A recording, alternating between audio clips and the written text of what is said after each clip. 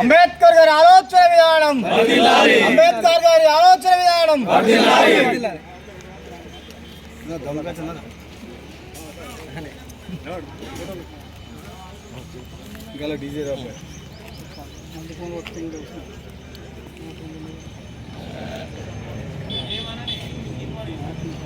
అంటే పెట్టద్దా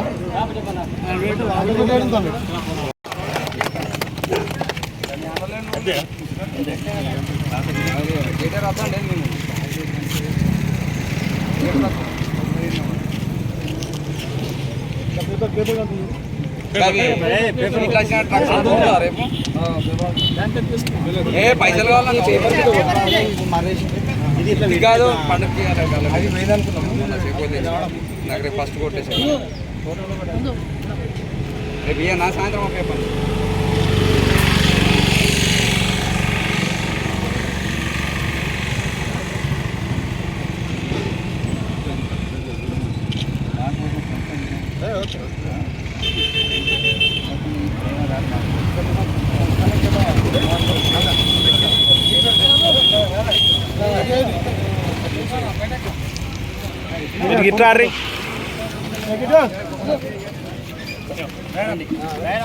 okay right.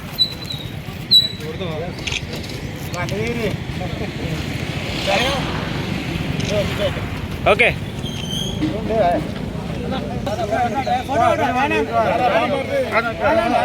అన్ని reel ఏమి కొడుతుందా రీలా ఏమన్నా అయిపోయిందా 50 అంటే తీస్తాడు కిరణ్ పోయిర్రు అంత కిరణ్కే పోయిర్రు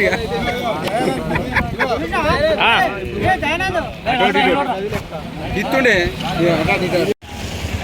నవభారత రాజ్యాంగ నిర్మాత, ప్రపంచ మేధావి, బడుగు బలహీన వర్గాల ఆశాజ్యోతి, భారతరత్న డాక్టర్ భీమ్రావ్ అంబేద్కర్ గారి 133వ జయంతి సందర్భంగా ఈరోజు పెద్దూరు గ్రామంలో మరి మాల మహానాడు ఆధ్వర్యంలో మాల పెద్దవంశుల ఆధ్వర్యంలో ఘనంగా నిర్వహించడం జరిగింది. ఈ సందర్భంగా ఆ మహానీయుడు చూపినటువంటి మరి ఈ దేశానికి చూపినటువంటి దిశను గుర్తు చేసుకుంటూ ఆనాడు మరి ఇప్పుడు ఎవరైతే బడుగు బలహీన వర్గాలుగా జీవించినరో వాళ్లకు వెలుగులు నింపేందుకు ఒక సూర్యునిలా ఉదయించినటువంటి వాడు డాక్టర్ భీమ్రావ్ అంబేద్కర్.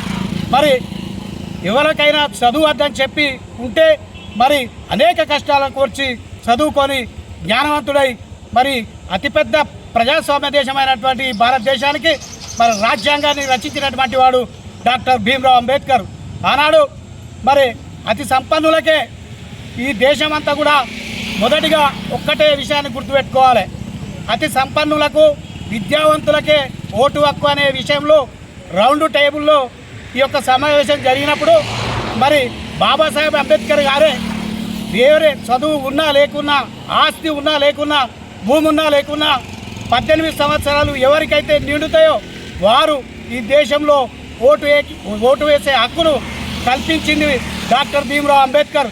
ఆనాడు ఓటు హక్కు కల్పించడం వల్ల ఈనాడు ఎంపీలుగా, ఎమ్మెల్యేలుగా, మరి సర్పంచులుగా, మరి అందరూ ప్రజాప్రతినిధులుగా నిలబడే వారు ఎవరైతే ఉన్నారో ఇవాళ వెలివేసిన వాళ్ళకి కానీ ప్రతి వారి దగ్గరికి వచ్చి ఓటును అడుక్కునే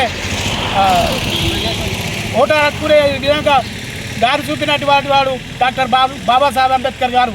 మరి ఈ సందర్భంగా ఆ మహనీయుడిని తలుచుకుంటూ మరొక్కసారి యావత్ భారతదేశం, ప్రపంచం వారు చూపినటువంటి బాటలో నడవాలని చెప్పి వారికి ఈ మాల మహానాడు తరఫున, పెద్దూరు మాల మహానాడు తరఫున ఘనమైన నివాళులు అర్పిస్తూ ఉన్నాం. జై భీమ్, జోహార్ అంబేద్కర్.